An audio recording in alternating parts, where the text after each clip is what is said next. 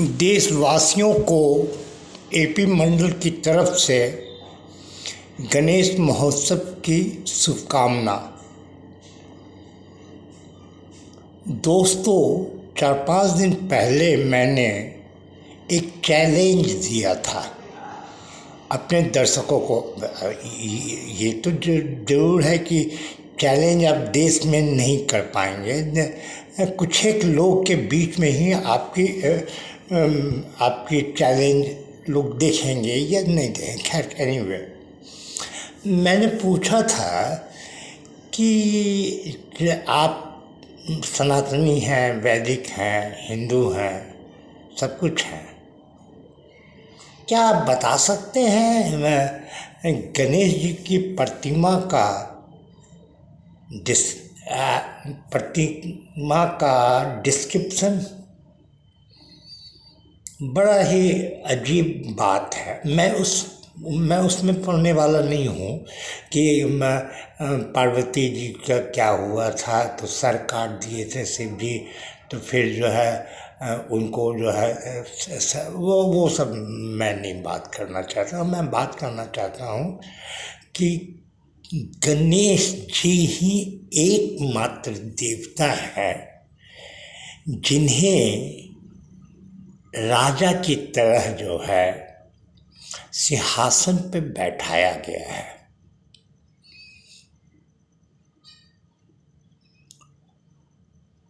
कहने का तात्पर्य ये है कि एक राजा कैसा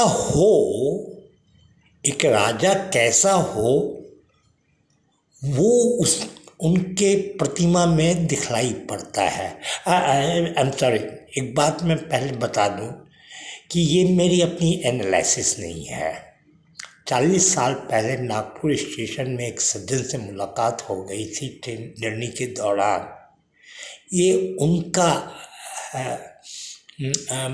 उनको मैं याद, अब 40 साल पहले सब कुछ दिया गया, वो कुछ याद है, कुछ याद नहीं है। बस इतना याद है कि एक राजा को कैसा होना चाहिए वो बताया गया है उस प्रतिमा में।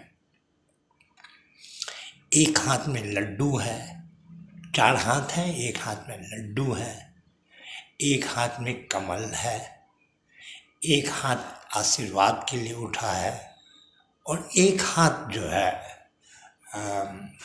अस्त्र शस्त्र के लिए।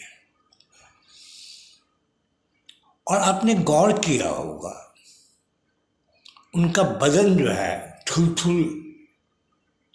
जैसा है कोई, तो वो रिप्रेजेंट करता है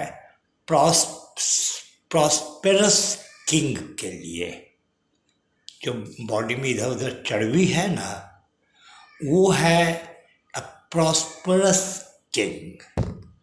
Ganesha ji representing a prosperous king. उनके हाथ में एक लड्डू है। हाथ में, भाई साहब, आप जो कोई भी हो,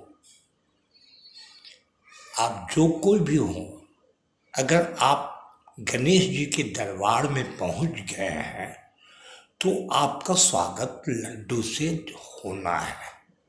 चाहे आप झगड़ा करने आए हैं या दोस्ती करने आए हैं। समझ आ गई? कमल वाला बात मुझे याद नहीं है, माफ कीजिएगा। फिर एक हाथ आशीर्वाद के लिए उठा हुआ है। नेचुरली जब राजा हैं तो उनके प्रजा भी होंगी, तो वो आशीर्वाद जो है वो प्रजा के लिए है। और एक हाथ में अस्त्र शस्त्र है, यानी युद्ध निपुण राजा है। ठीक है, ये हाथ वाली बात आ रही। कमल वाला मुझे याद नहीं कि क्या प्रसंग था। फिर अब आते हैं, हाथी का सर गणेश जी के कंधे पे है। इसका क्या मीनिंग है? हाथी के आँख को अगर आप गौर से देखिएगा ना, तो बड़ा ही तीक्ष्ण अच्छा नज़र से दिखलाई पड़ेगा, very sharp. A king has to be, अब एक राजा को की आंख जो है वो बहुत शार्प होनी चाहिए। अब हम लोग आते हैं कान पे, तो चूंकि हाथी का कान है तो दो बड़े बड़े कान के पर्दे या जो भी बोलिए वो तो होगा। What does it mean? इसका क्या मीनिंग है? इसका मीनिंग है कि he has to, Ganesh ji Ganesh ji को सुनने की बहुत बड़ी आदत है।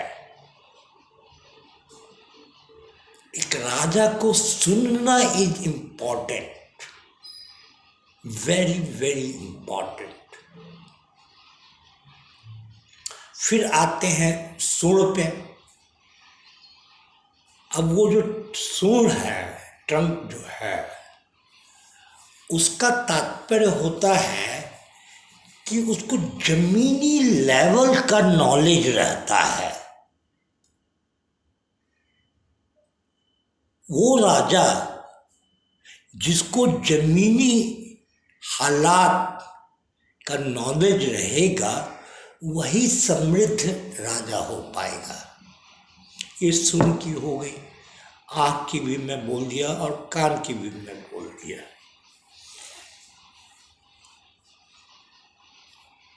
अब आते हैं कि बाकी हिंदू धर्म में, सनातन धर्म में, वैदिक धर्म में, बाकी सब देवी देवताओं का वाहन जो है वो अलग अलग है। सिर्फ गणेश जी की वाहन जो है एक चूहा है। क्या तात्पर्य है इसका? वो वाहन माउस, चूहा, क्या तात्पर्य है? तो इसका तात्पर्य ये है कि राजा अपने ऊपर सबसे कम खर्च कर रहा है।